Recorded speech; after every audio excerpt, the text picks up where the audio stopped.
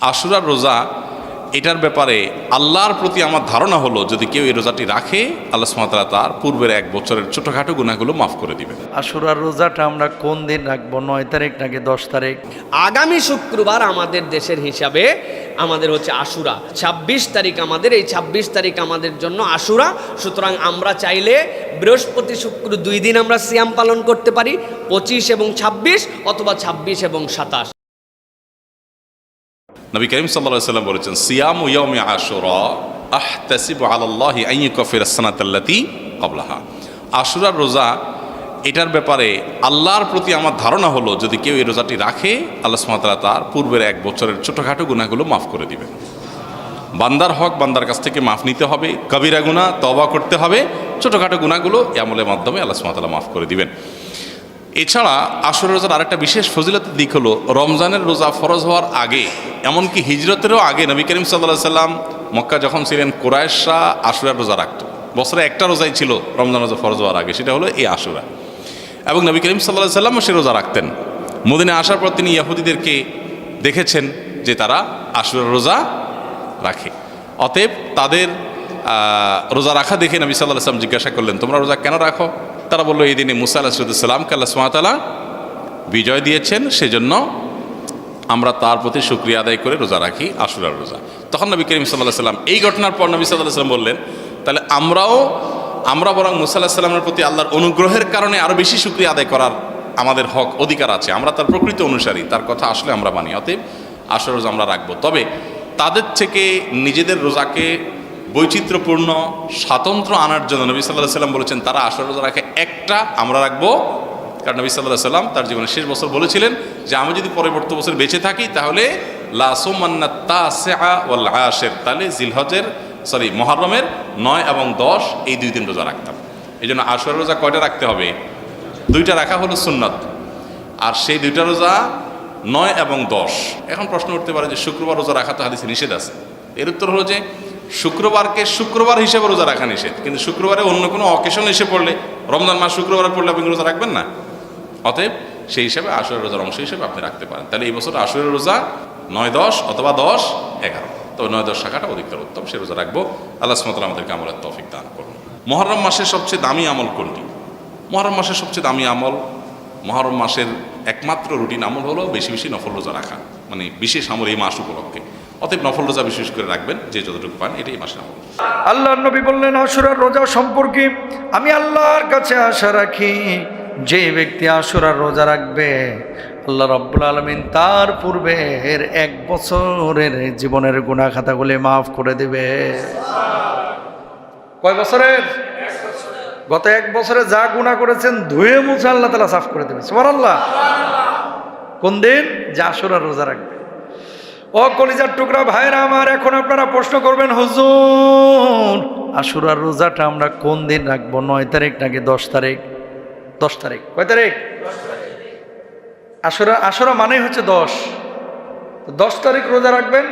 ইহুদিরা যেহেতু একটা রাখতো, নবীজি বলছেন যে না, ইহুদির সাথে সামঞ্জস্য না করে তোমরা একটা বাড়ায় নাও, আগে একটা মিলায় নাও অথবা পরে একটা মিলায় নাও, তাহলে কয়টা হয়ে যায়? 2টা। হয় 9, 10 রাখেন অথবা 10, 11 রাখেন। এটা আমার নবীর কথা। তাহলে আশুরার যে আমল 1 নাম্বার হচ্ছে, আশুরার আমলের 1 নাম্বার কাজ হচ্ছে এই মানে আশুরাতে আমরা রোজা রাখবো। সবাই আজকে নিয়ত করে ফেলি, জোরে বলি ইনশাআল্লাহ। এবার আসেন 2 নাম্বার কি? নফল রোজা বেশি বেশি করা। 3 নাম্বার তাওবা ইস্তিগফার বেশি বেশি করা। আস্তাগফিরুল্লাহ আস্তাগফিরুল্লাহ আস্তাগফিরুল্লাহ আল্লাযী লা ইলাহা ইল্লা হুয়াল হাইয়ুল কাইয়্যুম। যত নবী আম্বিয়া আলাইহিমুস সালাতু ওয়াস সালামদের উম্মতকে আল্লাহ রাব্বুল আলামিন এই মাসে মাফ করেছেন। ইউনুস নবীকে মাছের পেট থেকে আল্লাহ রাব্বুল আলামিন নাজাত দিয়েছেন। মুসা নবীকে আবার আল্লাহ রাব্বুল আলামিন ওই ফিরআউনের দলের সামনে থেকে মুক্ত করেছেন, নাজাত দিয়েছেন। আপনি যখন আল্লাহর কাছে বলবেন, আল্লাহ জীবনে অনেক গুনাহ করেছি মাহবুদ, তুমি ছাড়া কেউ নাই যে গুনাহগুলো আমার মাফ করবে। ও আল্লাহ, যদি এখন মাফ না করো, আমার যদি মওত হয়ে যায় তাহলে আমার জাহান্নামে যাইতে হবে। ও মাবুদ, তুমি আমার মাফ করে দাও, ক্ষমা করে দাও আল্লাহ।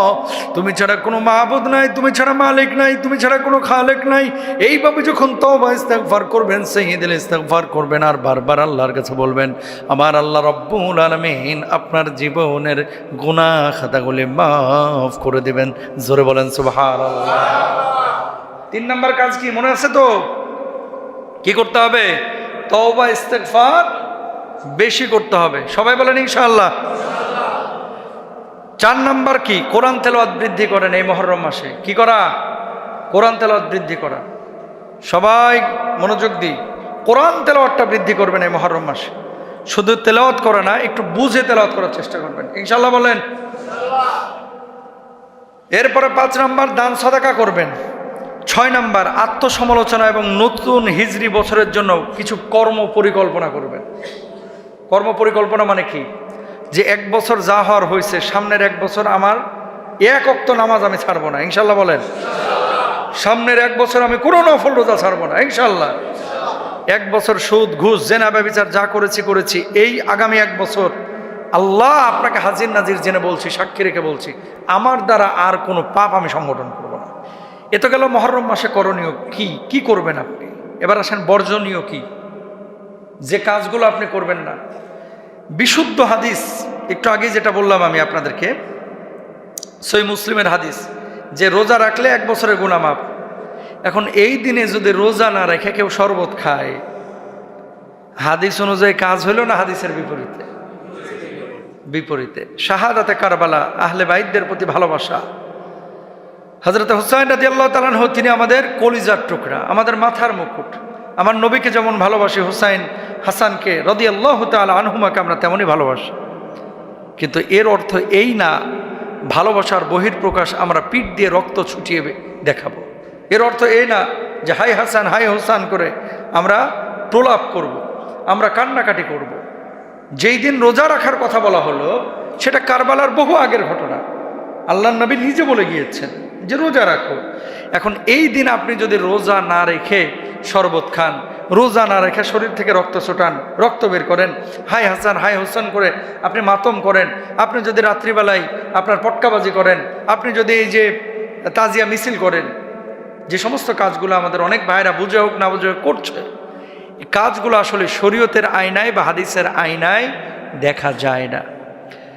এখন ওই ভাই কি বলবে? তাকে যদি বলবেন যে আমি করলে আপনার সমস্যাটা কি? তার জবাব কি জানেন? যে আমি করলে আপনার সমস্যাটা কি? তা আমি বলি যে আমার নবী তো বলে নাই, আপনি করবেন কেন? আচ্ছা, আমি করে আমি জাহান্নামে যাবো, আপনার সমস্যা কি? আর কোনো জবাব আছে? পৃথিবীতে কোনো মুফাসসির কাবা শরীফের ইমামকে আনলেও হেরে বুঝাইতে পারতেন না। কথা বলে না কেন? কাবার ইমামকে নিয়ে এসেও যদি আরে বুঝান, ও বলবে যে আমি ঠিক আছে, এটা নাজায়েজ। কারেন্ট নাই। আচ্ছা, তো বসেন। যে কথা বলছিলাম, এখন কোনো মানুষ যদি এই কথা বলে যে আমি এটা করে জাহান্নামে যাব, আপনার সমস্যা কি, এরে বোঝানোর আর কোনো ইমাম, খতিব, স্কলার কারো কি নাই, সাধ্য নাই। আর এ হচ্ছে পৃথিবীর সবচেয়ে বড় গোমরা মানুষ। কথা বলেন ঠিক না? শুনেন, আপনি ভুলে জেনা করে ফেলেছেন, মদ খেয়ে ফেলছেন, হারাম করে ফেলেছেন, কিন্তু মনে মনে আপনার ভাব হচ্ছে ইস, পাপটা করা আমার উচিত হইল না, ইস ভুলটা আমি করে ফেললাম। পাপ করার পরে যার হৃদয়ে এরকম আঘাত আসে, ও কপালওয়ালা, কারণ ওর জন্য তওবার দরজা খোলা আছে। কথা বলেন সুবহানাল্লাহ। ওর জন্য কিসের দরজা খোলা আছে? তওবার দরজা। কারণ টুডে টুমোরো, আজ হোক কাল হোক, সে কিন্তু ব্যাক করবে। কিছু মানুষ আছে যারা পাপকে পাপই মনে করে না। ধরেন জেনা করছে না, আবার প্ল্যান করতেছে, যাক আজকে করছে, আগামী বৃহস্পতিবার আবার করবো। নাউজুবিল্লাহ বলেন না? মদ খাইতেছে, আবার 2 দিন পরে খাবো না। নাউজুবিল্লাহ বলেন। ভাই, এই 2 দিনের মধ্যে তোমার মৌত হয়ে গেলে তুমি কাফের বেঈমানের মতো মরলা। ঠিক না? এই জন্য এমন কোনো কাজ করা যাবে না। এই দিনে আমরা তাজিয়া মিছিল করব না, এ আশুরার দিনে আমরা শরবত খাবো না, আমরা রোজা রাখবো। এ আশুরার দিনে আহলে বাইতদের জন্য আমরা দোয়া করব। এ আশুরার দিনে আমরা মিছিল মিটিং করব না।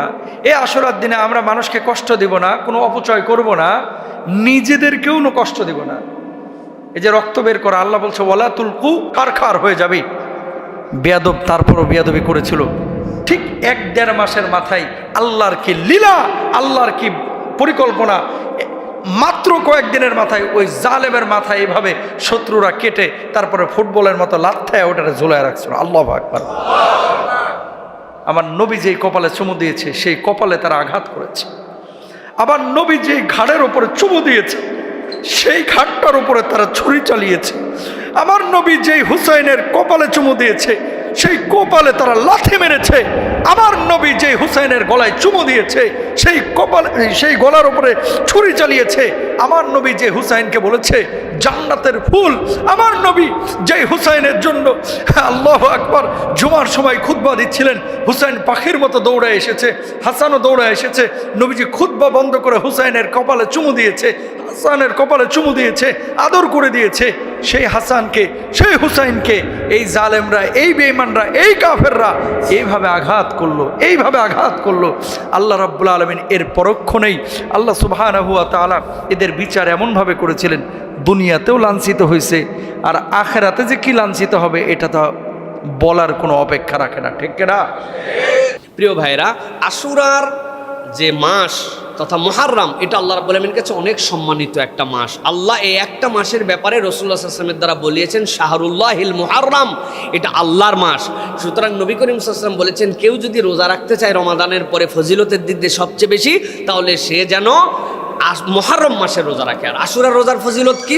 নবী করিম সাল্লাল্লাহু আলাইহি ওয়াসাল্লাম বলছেন আহতাসিবু আলাল্লাহি আন ইউকাফিরা সানাতাল্লাতী ক্বাবলা, কেউ যদি আশুরার সিয়াম পালন করে আশা করতেছে আল্লাহ বিগত বছরের সগীরা গুনাহ তার আমলনামা থেকে মাফ করে দিবেন। আল্লাহ রাব্বুল আলামিন মূসা আলাইহিস সালামকে ফিরআউনের কবল থেকে এই দিন মুক্ত করেছিলেন। এই জন্য আল্লাহ রাব্বুল আলামিনের নবী খুশিতে রোজা রাখতেন। নবীজি বললেন আমি যদি হায়াতে থাকি আগামী বছর আমি 2টা রোজা রাখবো, 10 নয় 9ও রাখবো। আল্লাহ নবী এর আগে দুনিয়ার থেকে চলে গেছেন। এই জন্য ফুকাহে কেরামের মতামত 10 তারিখ রাখা উত্তম। কেউ যদি পারে তাহলে 9-10 মিলায় রাখবে, অথবা 10-এর সাথে কেউ 11ও মিলিয়ে রাখতে পারে। আগামী শুক্রবার আমাদের দেশের হিসাবে আমাদের হচ্ছে আশুরা, সম্ভবত 26 তারিখ না, 26 তারিখ আমাদের, এই 26 তারিখ আমাদের জন্য আশুরা। সুতরাং আমরা চাইলে বৃহস্পতি শুক্র 2 দিন আমরা সিয়াম পালন করতে পারি, 25 এবং 26, অথবা 26 এবং 27। এটা আমাদের জন্য গুরুত্বপূর্ণ। দ্বিতীয় বিষয়, আশুরা কেন্দ্রিক আমাদের যে আমল, যে আমলগুলো আমরা দেখতে পাই তাজিয়া, হাই হোসেন করা, এইগুলোর সাথে শরীয়তের দূরতম কোনো সম্পর্ক নাই। অনেক ফজিলতের কথা শুনবেন, নূহ আলাইহিস সালামের মুক্তির দিন এইটা, এই তারপরে হচ্ছে সুলাইমান আলাইহিস সালামের এইটা, দাউদ আলাইহিস সালামের এইটা, একটাও হাদিস দ্বারা সাবেত নয়। একটা সাবেত, ফেরাউনের কবল থেকে আল্লাহ বলেন মূসাকে মুক্ত করে দিয়েছিলেন। সুতরাং এইটা, আর এই দিনে হযরত হোসাইন রাদিয়াল্লাহু তাআলা আনহু কারবালার ময়দানে শাহাদত বরণ করেছিলেন। এইটা আশুরায় নবী করিম সাল্লাল্লাহু আলাইহি ওয়াসাল্লামের ফজিলত বলার অনেক পরে। সুতরাং এটার সাথে আশুরার মুহাররমের যেই সকল কার্যকলাপ করে হোসাইন রাদিয়াল্লাহু তাআলা আনহুকে উল্টা প্রশ্নবিদ্ধ করা হচ্ছে, তিনি ছিলেন আহলে বাইত, তিনি রাসূল সাল্লাল্লাহু আলাইহি ওয়াসাল্লামের দৌহিত্র, তিনি হচ্ছেন সাইয়্যিদা শাবাব আহলিল জান্নাহ, জান্নাতের যুবকদের লিডার।